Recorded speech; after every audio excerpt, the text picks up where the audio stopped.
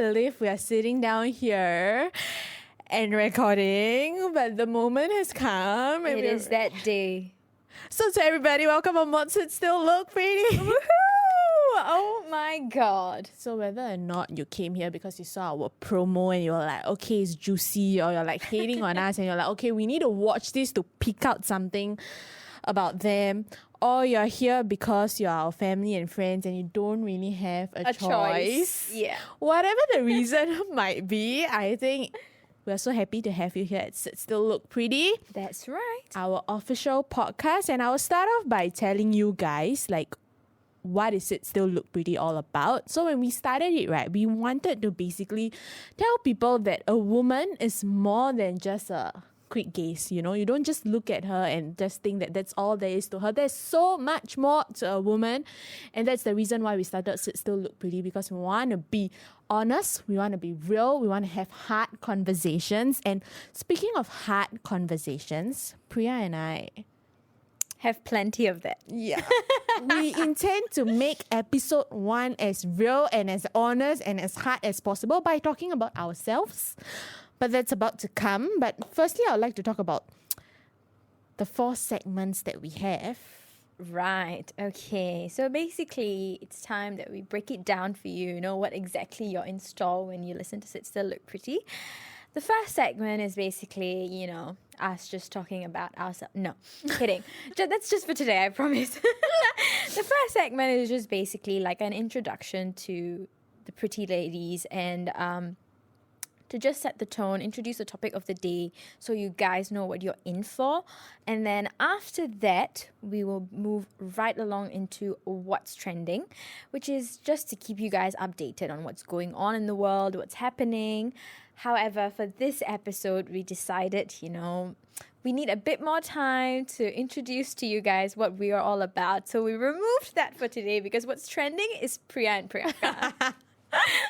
And then we have, I think, probably the most the segment that people will look forward to the most, which is the guest speaker of the month, where we usually invite an expert or personality who's related to the topic that we are discussing about. And we'll just have a sit-down chat with them so you get all the juicy deets right here. And then after which, you know, is the segment that we don't look forward to at all, which is the closing note. But don't worry, we are keeping it as wholesome as possible by ending it off with the quote of the month picked by yours truly. So that, you know, you guys hopefully take away something from us and we all leave here feeling good about ourselves. That's, I think, the motto behind Sit Still Look Pretty. So in terms of like what y'all can expect from Sit Still Look Pretty, is basically going to be every episode, right, will be launched on a monthly basis and not weekly basis, because we are hustlers and we think that every episode needs a lot of time, a lot of effort. There's promo involved, there's photo shoot involved, there's a lot of things involved. So basically, we can only produce 1 episode per month because quality over quantity. Yes. Well said. Well said. And that brings us to the topic of the month. Episode 1's topic is, what does it take you to own your identity? So now, if you were to ask me, what does it take to own your identity? I don't think it's I guess no answer is ever truly simple. But to me, I think owning your identity means kind of acknowledging your growth so far in life. It's about accepting your downs and embracing your ups and accepting how these experiences have shaped you and your beliefs in what you stand for. Because I think, you know, identity is something that evolves with you as it grows. I don't think it's something that's fixed. I think it's something that's fluid or adapts to yourself as you go through your changes in life. So I think that's a good time to talk about Priya and Priyanka's identity, so you guys know the identities between Sit Still Look Pretty. So it's a bit of a story time, guys. I'm gonna take you all the way back to 2018 now. It's May 4th, 1 p.m. We are at a self-expression and drama class at Ngee Ann Polytechnic. I am amazed as to how she still remembers the class, right? Because I have no idea what the class name is, but go on. That's offensive, I think. No.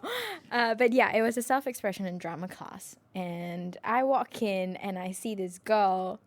And, I'm part of this girl around campus. I've seen her around. But we weren't particularly fans of each other solely because she's also named Priya. And for some reason, that just predetermined that our relationship, that it was never going to work out because we're both called Priya. Like, that is just, we are not going to be able to vibe with each other. So we just sort of ignored each other's existence till that point. And then I had walked into class and she was front row, front seat, laptop opened, ready. The teacher wasn't even there yet, by the way. I walked in and there she was. And I thought, you know what, the teacher wasn't in. We should just stop being childish and we're in the same class. Let me just go and strike up a conversation with this girl. And me trying my best to start a natural conversation, I asked the most basic question ever, which is, so what's your CCA? And I think within 15 minutes of that question, Priyanka turned to me and she was like, so do you want to host a Tamil radio show with me? And then fast forward 20 days after that, and we were sat in the Radio Heatwave Conti room at Ngee Ann Polytechnic hosting essentially our first radio show. And I just have to say, it was the most surreal experience ever. I worked harder and for some reason more effortlessly than I ever have in those 20 days. Than I ever have in my life at that point. It just came so natural and it was so authentic and it was magical almost, because you don't expect to work that well with somebody who you've essentially just met, right? And right off the bat, Ilamai Espresso felt like ours, and it felt like something that we had to take all the way. It wasn't just we'll just do a radio show and that's it, because here we were hosting a Tamil radio show at Heatwave, after years at that point, I think. And we set up a pretty high goal for ourselves, wouldn't you say? Yeah, definitely.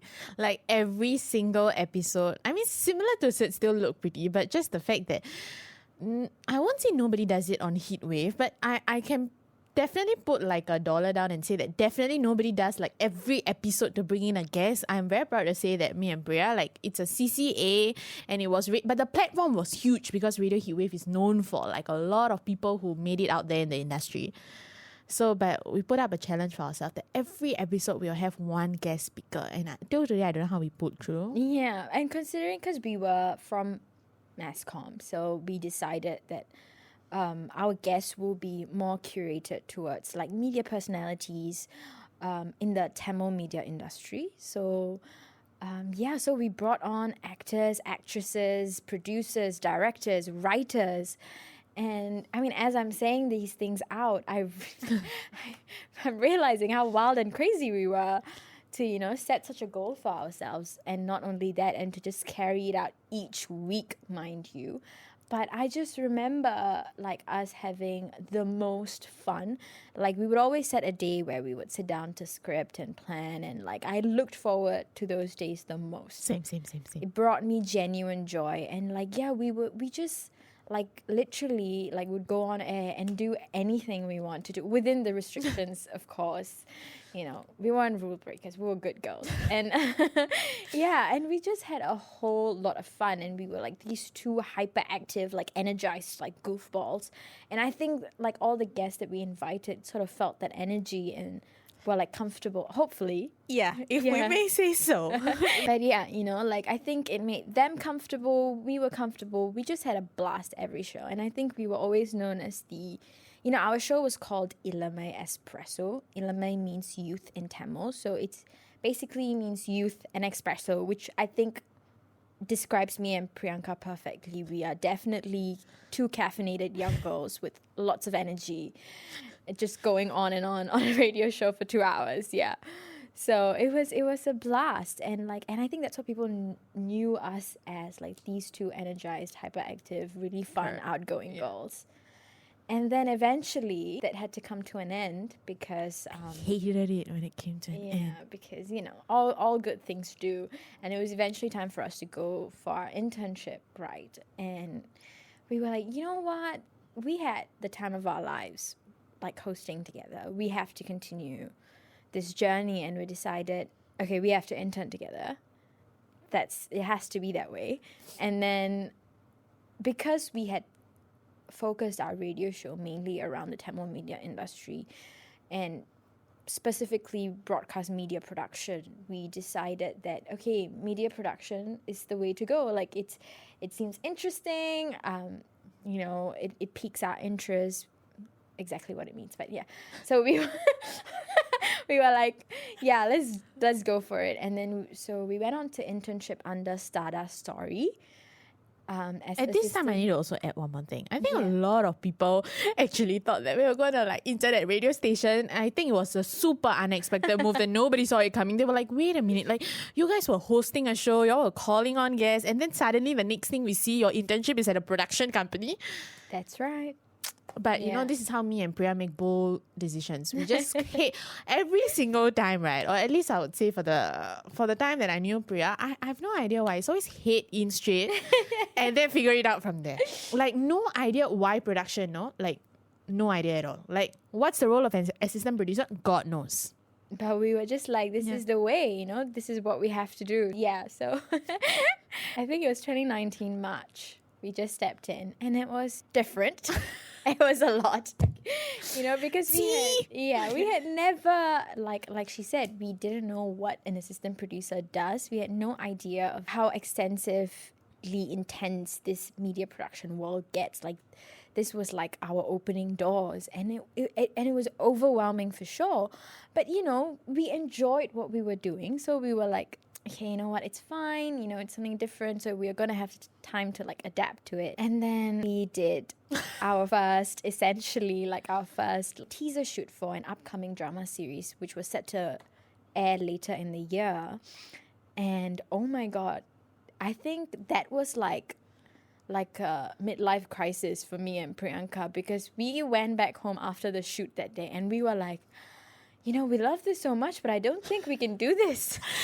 Right, you right, guys. It was just 1 month into internship and like crisis moment. No, we were like really, I think, very exhausted and very tired. It was really, and I think even though we technically ended the shoot around 4 p.m., we started the day at 5 in the morning. It was our first time, right? So it really felt like we weren't cut out for this. But I think the changing point came the day that they invited us back to watch the teaser shoot, which has been put together. And I remember us being like in complete wonderment, in complete wonder at the screen. Yeah, like watching this for the first time, and we're like, oh my god, like that's what we created. And it made like every second, I think, worth it. No matter how painful it got, no lie. Yeah. But it was just such a good feeling to watch something that, you envisioned like come to reality in front of you. And I think that was like a changing point for us, where we were like, you know what? This feels amazing. Yes, it's a lot of hard work, but I think we should take our time to learn how we are going to do this. I think it was a very rare occasion to see me and Priyanka sitting down on set. Like, we never sat down. We would always be moving, always be doing something. If you have time to sit, it means you have time to learn. So, oof. Wow. Okay. I know. A bit annoying to say. Now all the people who want to sit will be like, oh my god. Future interns into production, please take note. If you have time to sit. No. What is the line? You have time. Sorry. But that was a good one. It was, I think any opportunity that came to us, we really took and ran with it. Any role, any responsibility that we were given, we wanted to give like our 100% and more. We were really invested and we went all out. And I think anybody who saw us during that time would know us as these like hustlers, hardworking girls who are very like, work-minded. And mind you, I think internship is a 6-month period. We went Yeah. on to intern for like 8 months. We stopped interning like 2 weeks before like School poly started. Yeah. We were doing Illuminate Espresso. We were fronting the show, so it was more of like the glam side. You'll always see really cool videos go on Instagram. I remember us doing live, Yeah. going on live and everything like that. And then when we suddenly shifted to internship, right? I still went on, by the way, to post like intern day 1, intern day 2. And I think for some reason now I look back and I think that, oh my gosh, like this is how you portray. I feel like Instagram sometimes you portray an image that everything is colorful, nice and beautiful and sparkly. But then, but okay, I'm It was shifting. painful.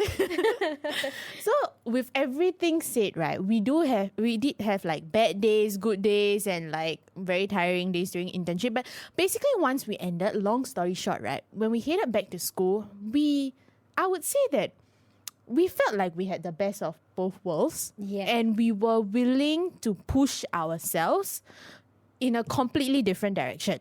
So when the first step that we took was we realized that, okay, we really love broadcast. I mean, radio first in school and then Yeah. go on to do production. So we were like, okay, we really love broadcast. So mind you, in the entire cohort, right, there were only 2 girls who specialized in broadcast, and that was Priya and myself.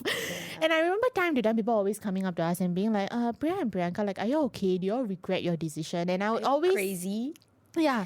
And I always see how me and her go that it's tiring, but like we are fine. And I think it was very intense because on top of these 3 modules, we have another 4 more modules which are compulsory modules. And to make things worse, right? Okay, not exactly worse, but you'll get the point. We took up a documentary to do as part of our broadcast, and we had an opportunity to pitch to an external vendor whereby they will fund us if our pitch was successful. Shout out to Honor SG. Yes, Honor SG, you make dreams come true. So it was the closest. I mean, we during our internship, we saw how our superiors like pitched to MediaCorp, and we helped them with like pitching decks and everything. So we were like, okay, this is the closest we can get to trying to experience that. And mind you, it was a very surreal feeling. Like we stepped into a room, there was like a number of people sitting down at the table, and they heard our pitch and everything. Long story short, we got the funding. So And we like went all out. We dressed in like saris and like we really glammed ourselves out. We were like, we didn't give ourselves the choice of not getting it. I think we were like, there's only one answer, and that answer is we are getting it. yeah. But oh my god, waiting for the results also was nerve-wracking. I remember. Yes. But yeah, so we got it, and like it was $3,000.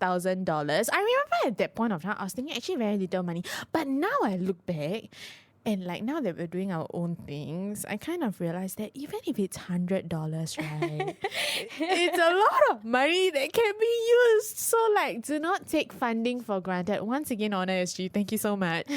So with that money that we got, we were like, okay, let's go all out, get someone to compose background scores, get someone to design for us the... So graphic, yeah. So basically our documentary was called Abhinayam. Priya was the producer of the project and I was the director of the project. We had a blast. But speaking of it, because, once again, going back to the time of how we have always put ourselves out there, everybody knows us, we stepped into the industry and everything, there were a lot of expectations that were on us. At the same time, I feel like we also... signed ourselves up for those expectations, I will put. Because when you work in like industry level projects and suddenly when you go back to school, you start to look at your project very differently. You're like, this is no longer just a school project. Yeah. This is something that my name is attached to. I have to make the most out of it. So in that aspect, yes, Abhinayam had a lot of obstacles that we had to go through. But I think the identity part for like doing Abhinayam is the fact that I remember that time as a time of Priya and myself being the most confident of ourselves. I think because we had a wonderful internship and a wonderful experience at like hosting our show and everything, we were filled up, we were pumped, we were working tirelessly, but it was a good time. And that brings me to the fact that starting from the time that we started Illuminate Espresso, right, to where we are right now, it has been 5 years in the media industry. We are old. Imagine someone listening to this and they're in the industry for like 20 to 30 years, them going like, this is the lamest thing these girls can say, but honey, we stepped in when we were 17, 18. We were babies. Yeah, we were, okay. And till today, it's still like, when I look at the whole thing, it just feels so bizarre. Like, Yeah, for sure. it was just one thing after another, one thing after another. And now that I'm sitting on this spot and I look at it, it's like 5 years. And that was 5 years of like, I just want to say at this point that as much, I'm someone, compared to me and Priya, right? My social media is out there. Like when I'm on this project, the whole world knows that I'm on this project, you know?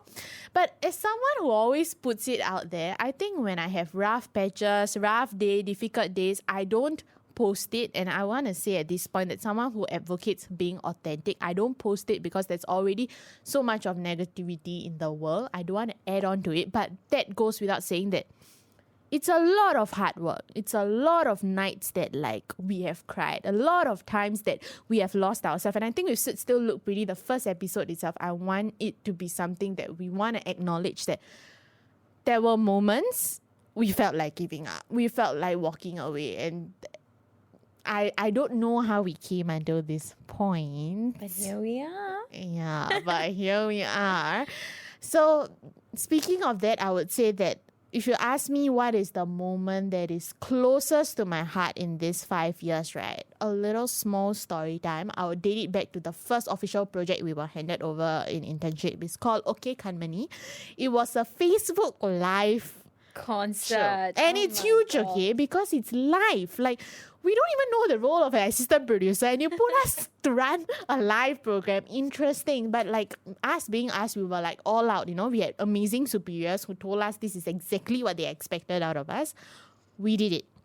But I think the first harsh lesson I learned was the fact that everything goes wrong before it goes right on a production day. Oh, for sure. For But sure. someone who just coming in, right, you expect that, okay, I planned so much, I did my work, so everything is supposed to run accordingly, but no. So between the two of us, like, we were stressed to the core in like different areas. And I can remember I hadn't eaten anything. I was not having it. Basically, cannot spill too much of tea because we are still in the industry. So Priyanka, that's what we are here for. We're here for the tea. okay, trying my best. All right, honey. I'm still trying to save my job to a certain degree. So let's just say Priyanka wasn't having it. And then Priya comes up, right? Her question isn't like, how are you, Priyanka? What happened? The first thing she does is, do you eat? And I was like, no. And you know, I don't even know where the nugget appeared, the chicken nugget. I don't know where it appeared. She just stuffed it into my mouth. And like, okay, this is something, I'm revealing a very personal information about myself. Are you okay? Sorry. This seems so bizarre. Like the chicken nugget came from a box. What I was trying to say is, I didn't even see you carrying it. Like, suddenly it's like, do you eat? The next moment, like, stuff inside my mouth. I was like, okay, where did it even come from? Like, you all ordered McDonald's? Great, you all didn't ask. All right. I just wanted to feed you. But I think, like, that was one of those moments, right?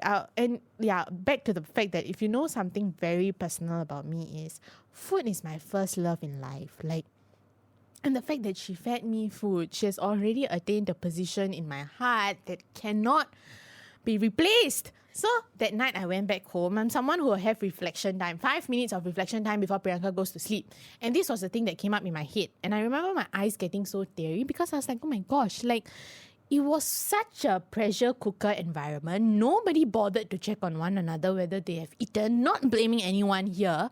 But I started to realize that I'm someone who really, like, the environment matters to me a lot. And like, to have someone over there, so lucky to have interned together and everything. In that aspect, I want to say, Priya, like, I love you so much. Oh my God. You know, like, in these 5 years, I think one of, like, definitely out of a lot of reasons, one of the reasons that I'm still here doing what I want to do is because this friendship, this fact that, like, there's someone who will always be behind me when I turn back has always been one of the most comforting reasons. And people always say you cannot run the world as a duo, but I think Priya and I are here to show that you can run the That's world as a right. duo. You go, girl. I mean, we go, girl. And no, but yeah, that's very sweet. Just to give you guys, like, you know, a sense of, we are very sappy and sensitive individuals. So you're going to get a lot of love between the two of us here on this podcast for sure. But yeah, very, very sweetly said. And I think, yeah, definitely, I think the reason we are still able to do this till this day and continue to be here and be present is definitely, I think we owe it to the support that we provide for each other. Yeah, definitely. And I Yeah. think like going into with like the numerous amount of things that we have done. So like even after Abhinayam, we went to work full time, and after that was another transition whereby we were like, okay, let's break out of it and try something completely different. So we started to take up freelance projects. And then here we are in 2022, back to where the heart really lies. So that's just a current gist to wrap up this entire thing about our identity. I think I would say that our identity have always changed from time to time, but there's something that you just don't let go at at all these period of time. That's the core of your soul, I feel. And to me, it has always been this friendship of doing things together, because that fuels me the most. And like I said, the environment matters to me a lot. So knowing the right person is next to you, it makes it a lot easier to chase after your goals too. Very well said. Completely agree and stand for that as well. But I think it's about time that we move on to answer a few questions that, people have asked us throughout our 5 years of friendship. Now, I'm going to ask you this first one.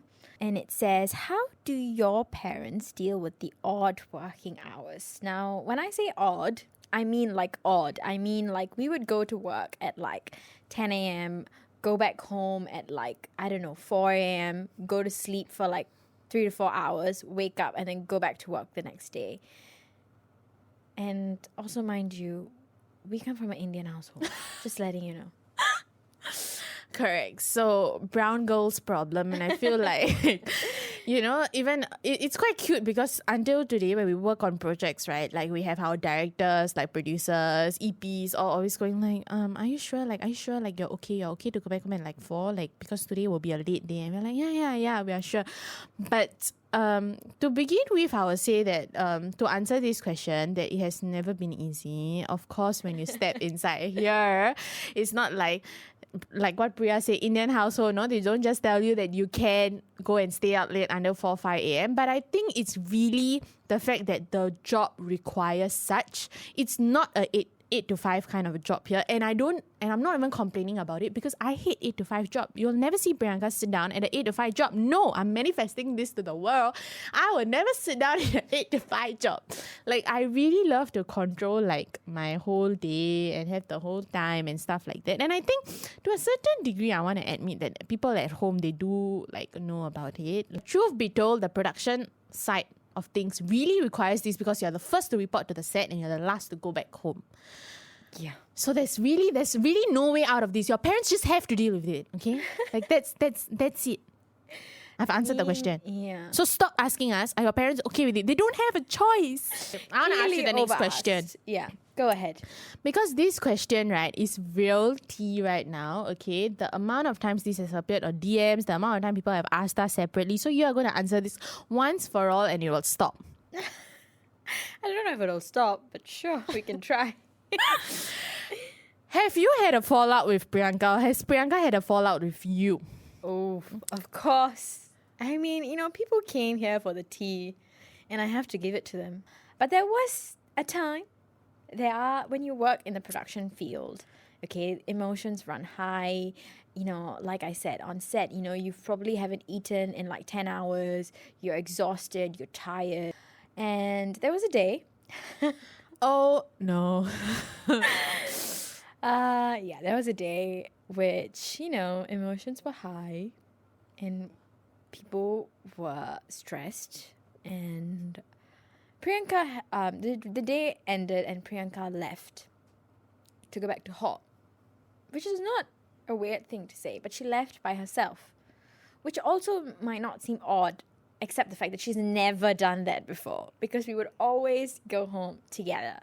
So I was like, okay, all right. She left by herself because maybe, she was going back home. I didn't even know she was going back to hall that day. And then I texted her. It's like, hey girl, are you back home safe? Is everything all good? No reply.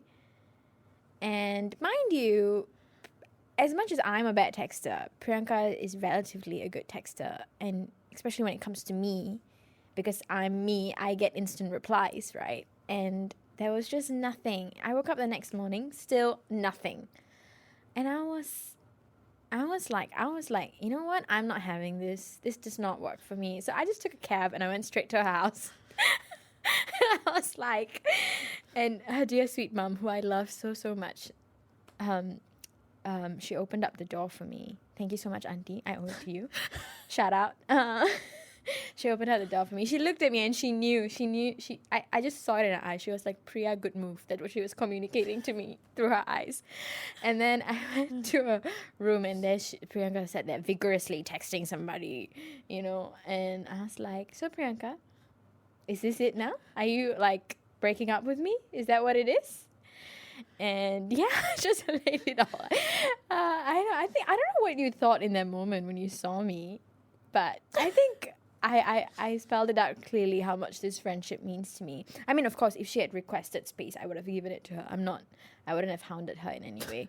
But, you know, it felt like, you know, we weren't addressing a situation. And, you know, we talked it out and it was a misunderstanding.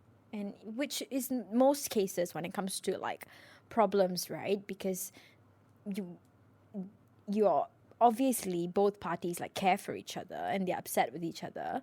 So it's easy to solve when you sit down and lay it all out for each other to know, because I think at the end of the day, it's all just about wanting affection and wanting to be cared for.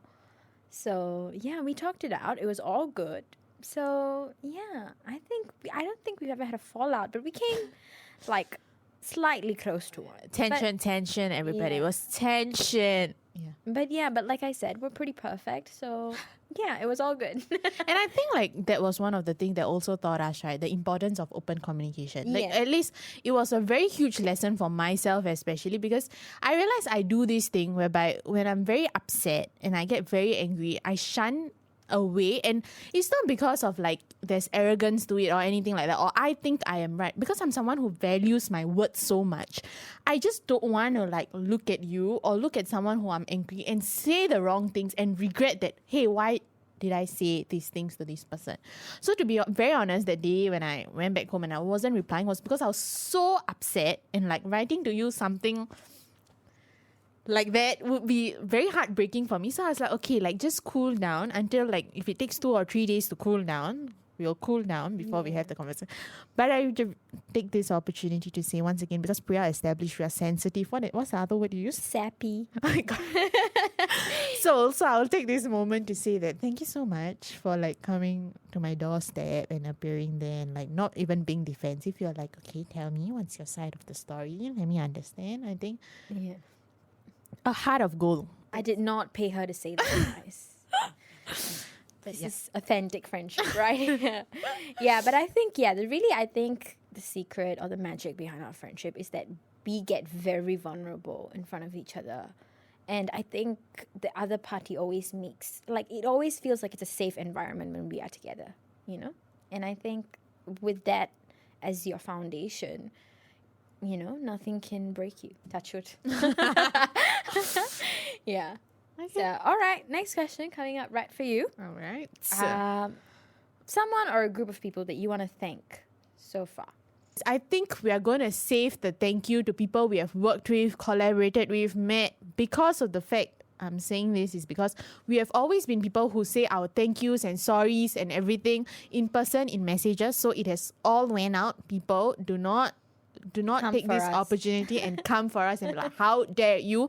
I want to use this question to thank people who we don't say thank you to, who we don't send a message to, or we don't like verbalize it. And number one, it will be family for sure. I think when you pointed out the first question about coming back home late, it also struck me because I was saying so much about how they need to get used to it. But the truth is, it's because they are family, you expect them, there's a lot of expectations we put on them in the sense that they have to accept things because this is what I want to do, so you have to accept. And I realized that, I'm speaking for both of us, Yeah. we don't really say thank you to the humans at home who have been like really putting up with all these facts, like not being there at events, not being there on important days. Sometimes we are so tired that when they try to bring up conversations, we are like, okay, I had enough, like stop the conversation. There are times that I've like done this, so guilty of it, and like there are events that I've missed, of course by choice, because I wanted to be on set, or like that thing for production run was more important to me at that point of time. And so today I really want to take this time to say like thank you so much to everyone at home, at Priya's house, at my house. And I'm not just thanking my family, I also want to take this opportunity to thank Priya's family also, because her mom feeds me, her dad feeds me. Like, which is all, important and qualities, clearly. Like Priya and my mom has like secret relationship. They will be on the phone for 1 hour. Oh my God, I have to say thank you to Auntie, because I think like she has become like my free therapist. She gives me like, wake up calls all the time. And your sister, oh my God, they are the OGs, man. And to sum it up, I also want to thank one more soul who really guided us from Ilame Espresso all the way to internship. And I feel like this was a very crucial period of time for us. Back then I didn't realize, but now I do, because I realized that we were fresh, clean slate entering into a lot of premises that we didn't really know how it worked.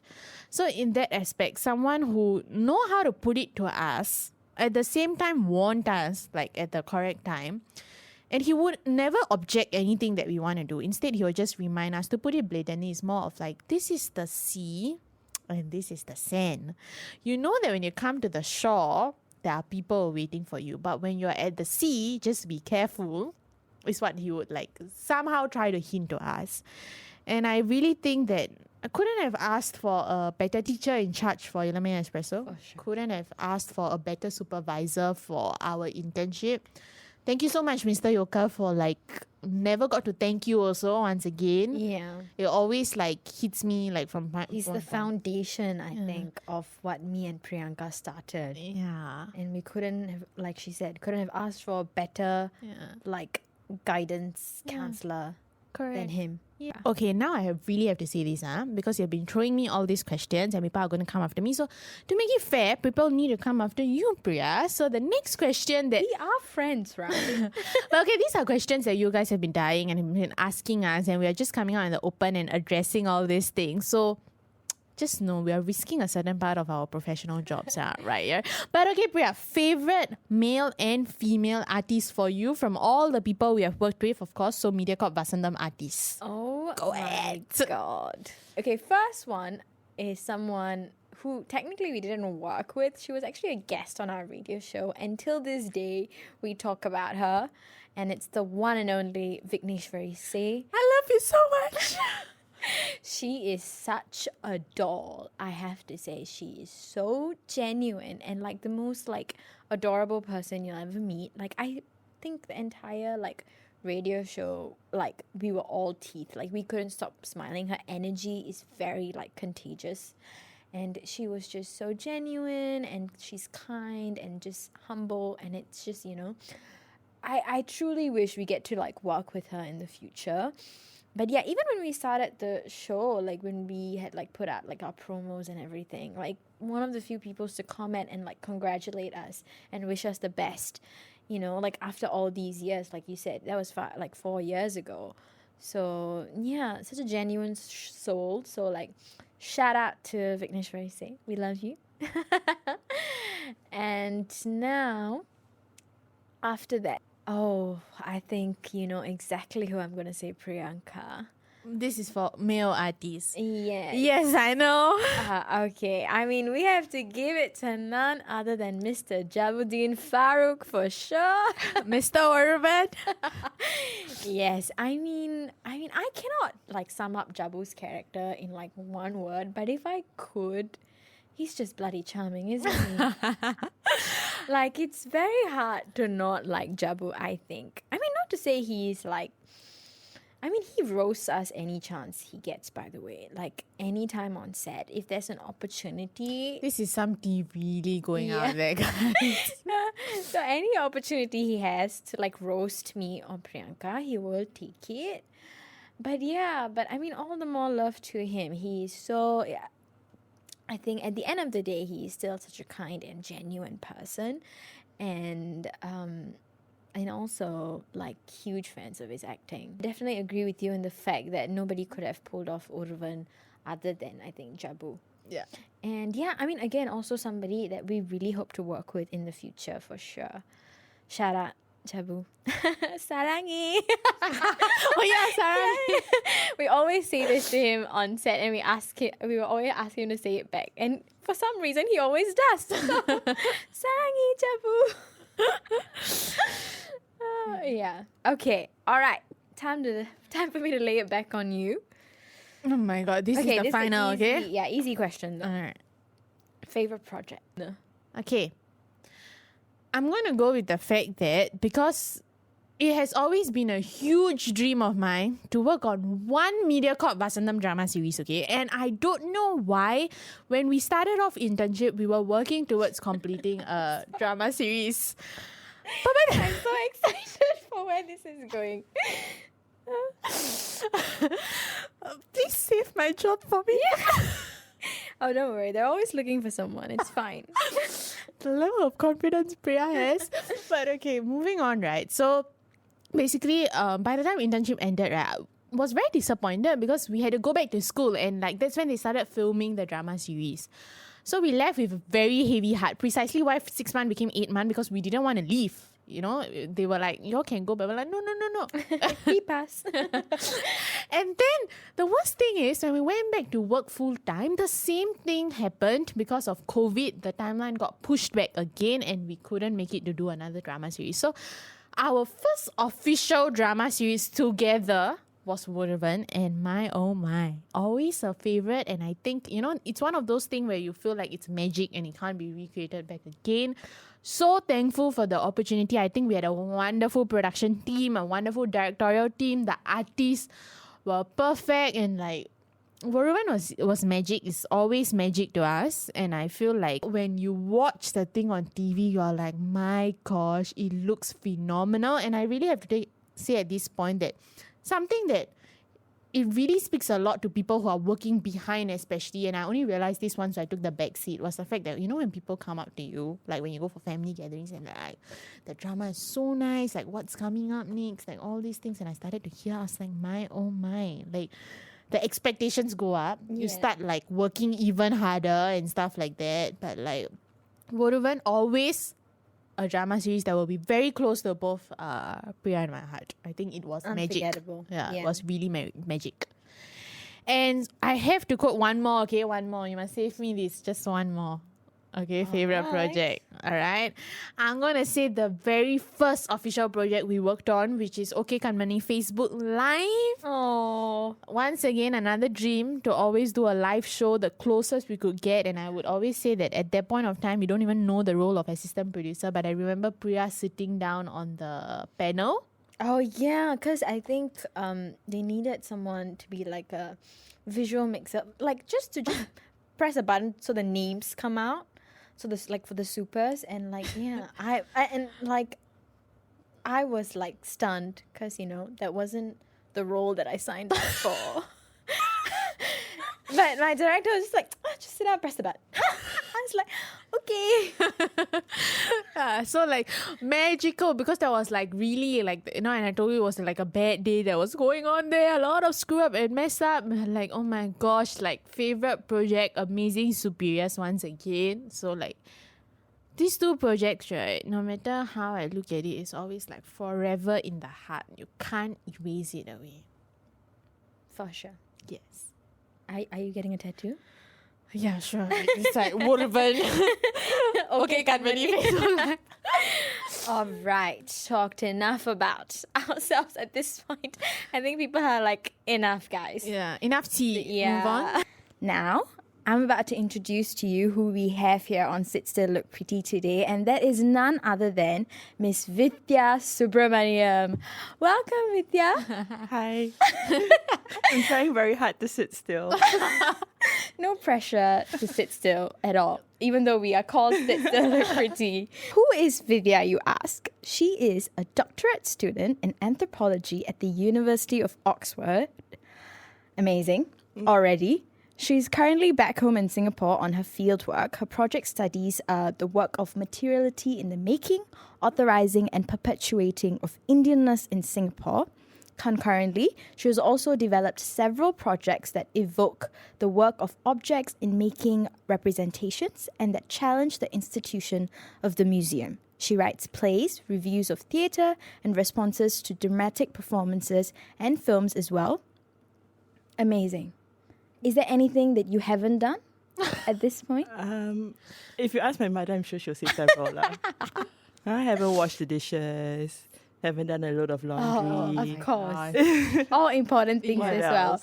But I think you get a pass because looking at your accomplishments, there are a lot. So I think you get a pass on that. But Vithya, you have a lot of accomplishments under your name. So I have to ask you our topic for today, which is what does it take to own your identity? Right.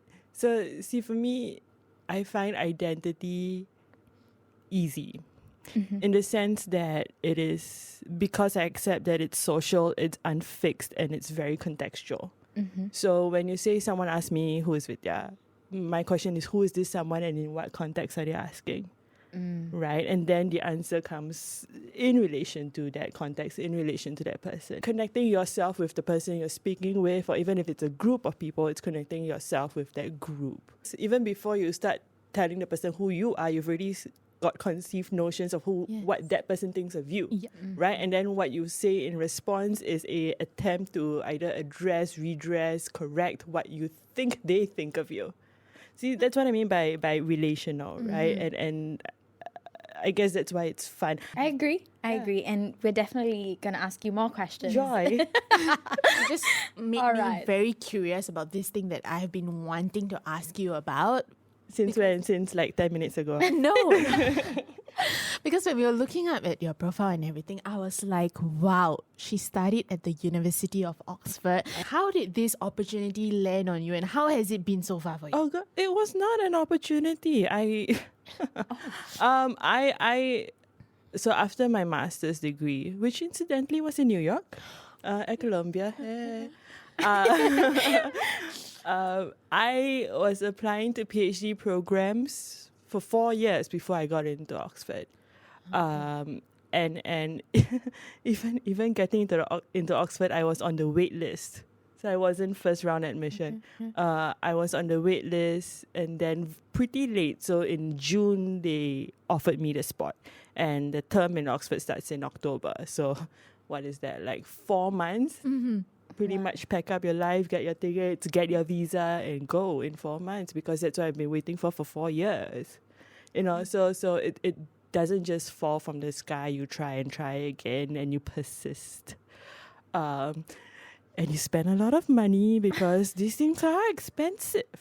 Of course, I can imagine. And at this point, it's not just about getting to Oxford, getting into Oxford, getting an offer, but it's also being able to afford the school fees. The one that no one talks about. No, but let's talk about it, right? So my fees, I don't pay it, my parents pay it. So in that sense, I already have that opportunity, right? In that my parents have for a long time saved up for my my doctorate, because I told them they have to. I told them that this is going to happen, and so be pragmatic a bit, right?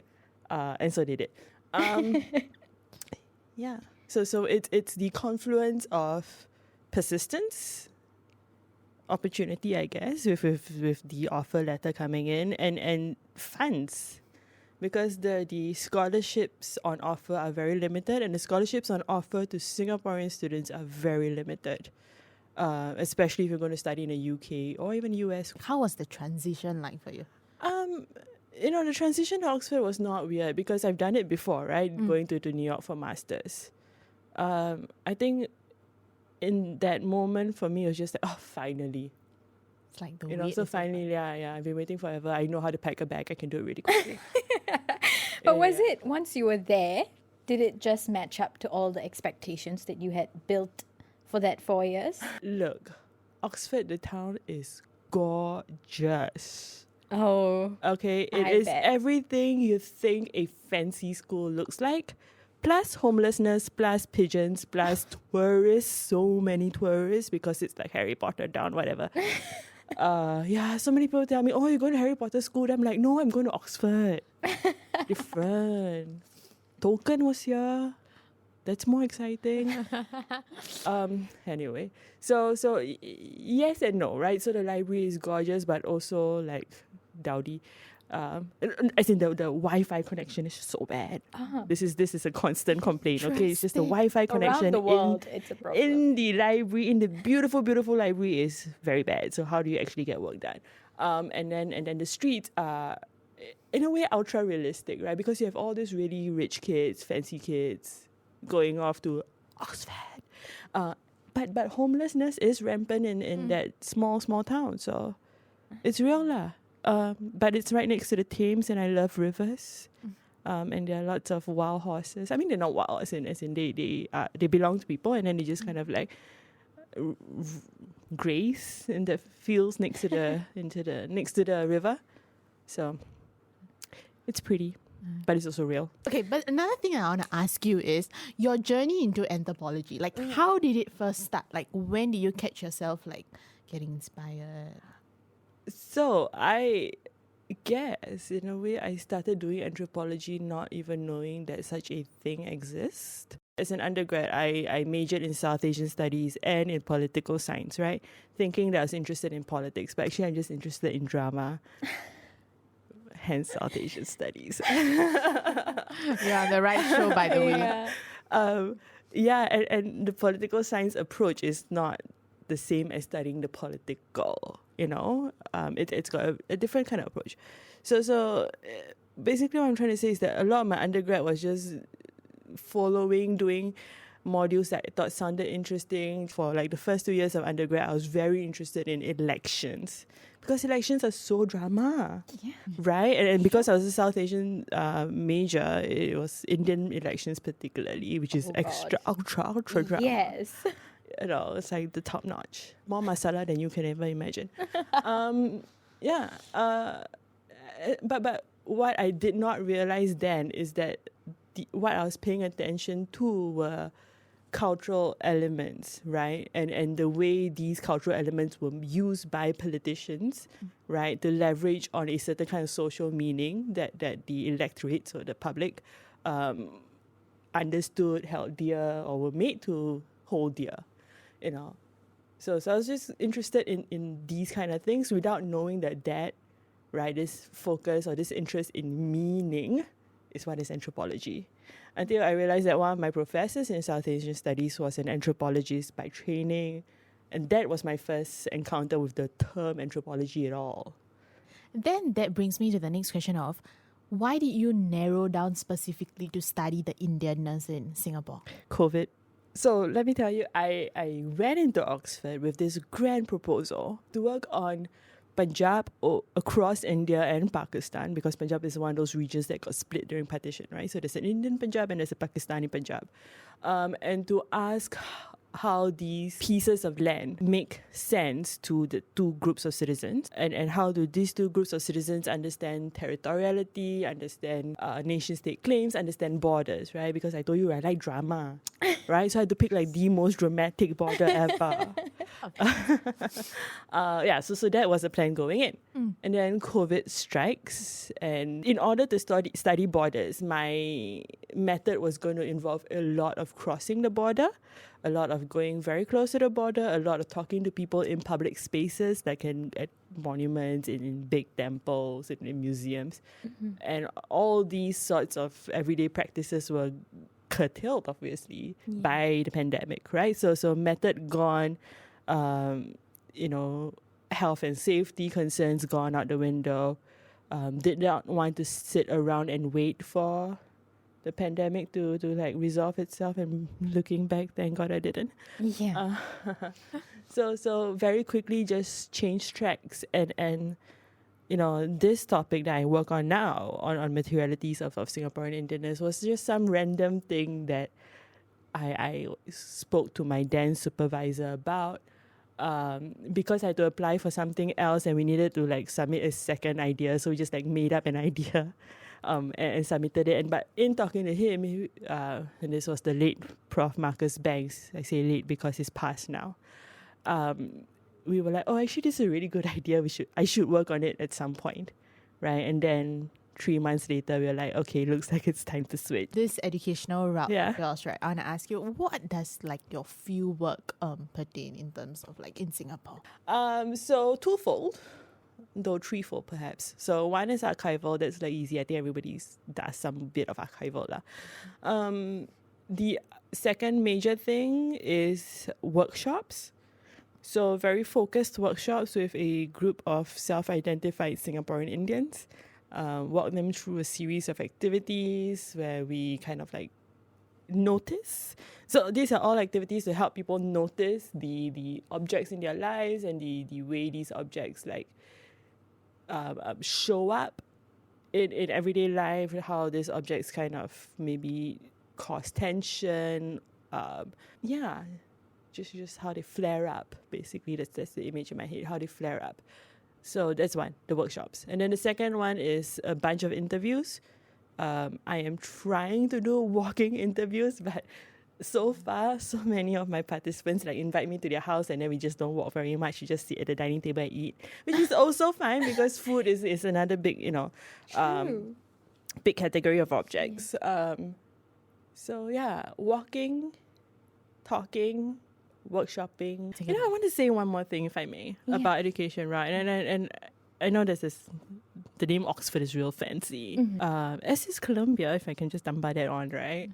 Go for it. To also, and I think it's important to point out to people that I've not been like a top student. I'm not like one of those straight A students.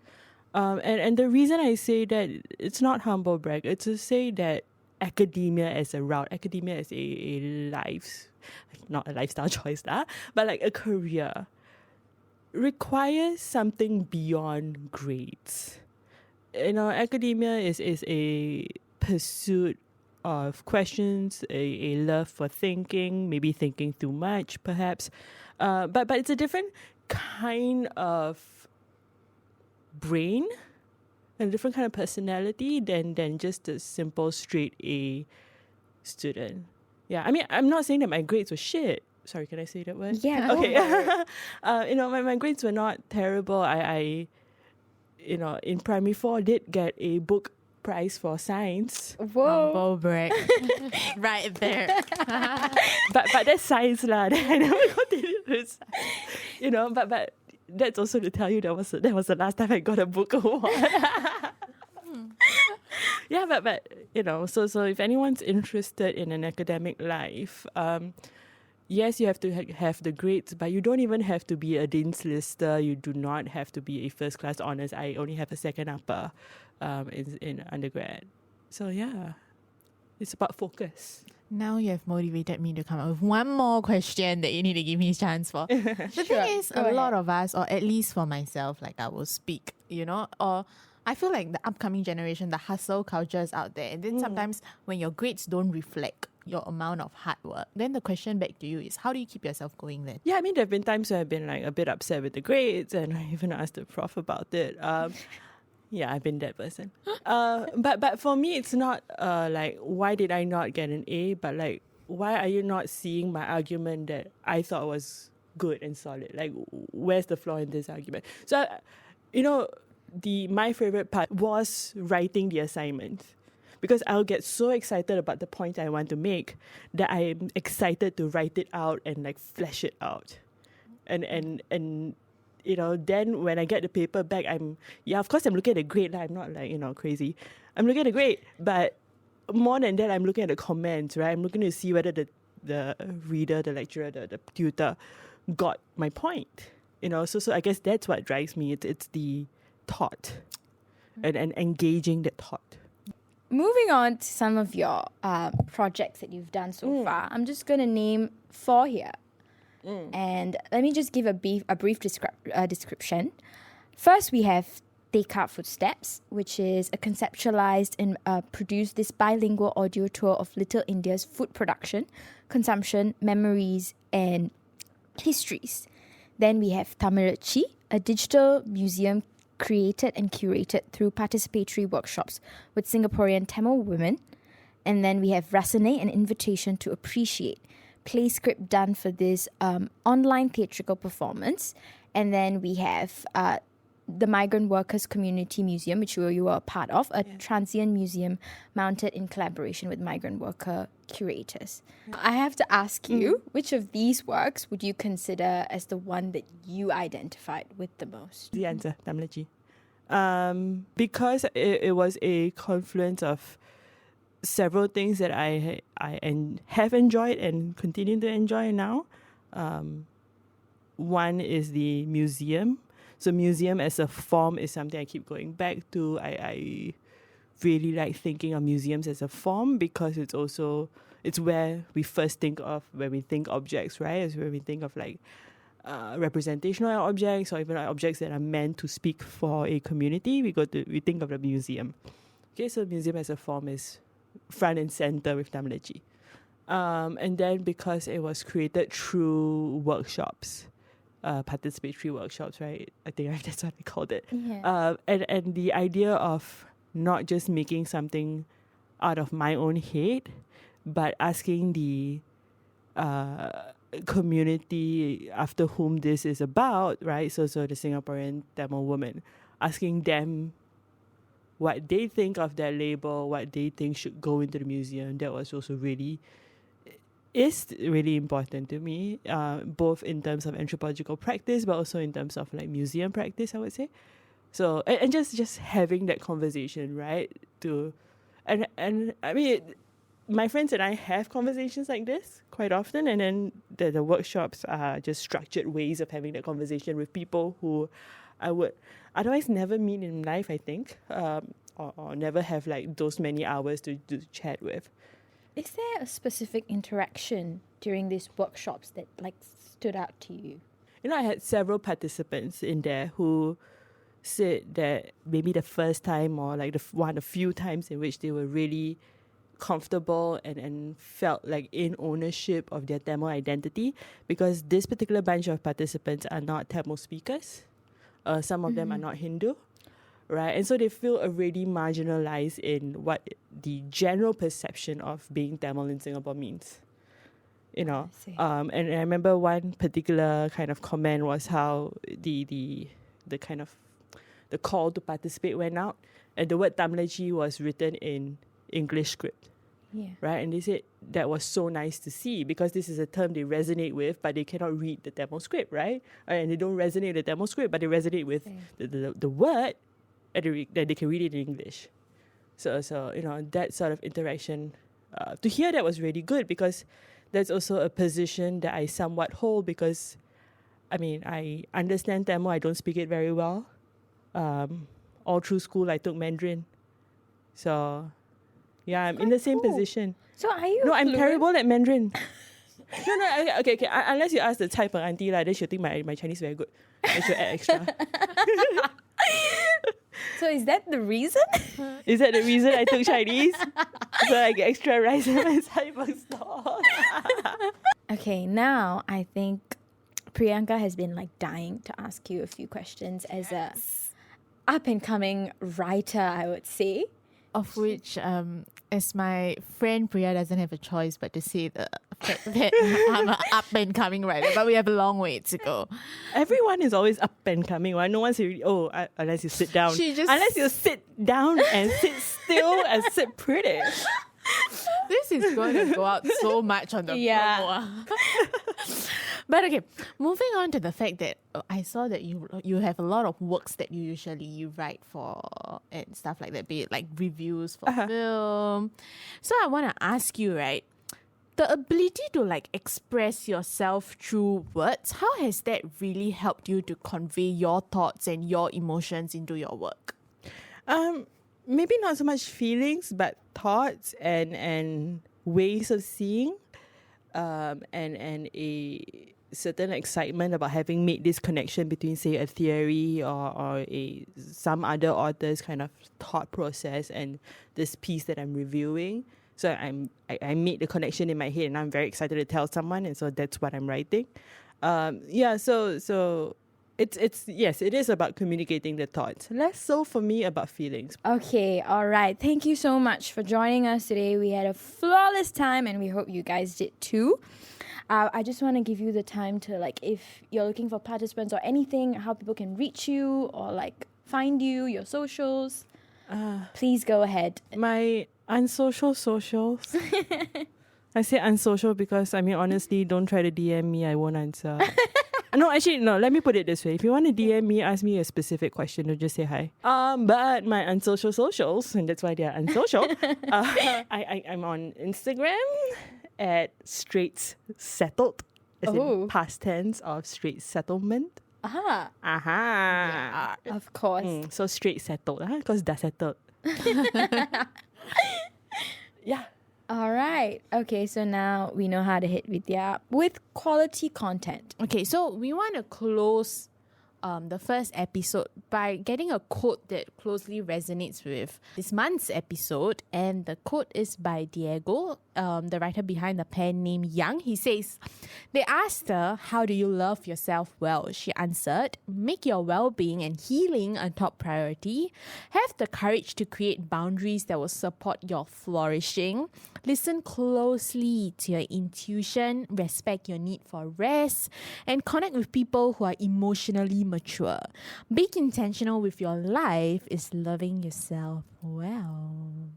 I think it's not something that, you wake up one day and you decide, okay, you know what, from now on, I'm going to love myself forever. It doesn't happen like that. It's a process that you have to set yourself up for every single day. And I think that is the foundation of like owning yourself, right? Because, said by the wise RuPaul himself, if you don't love yourself, how the hell are you going to love somebody else? Good one, nice one. Yeah.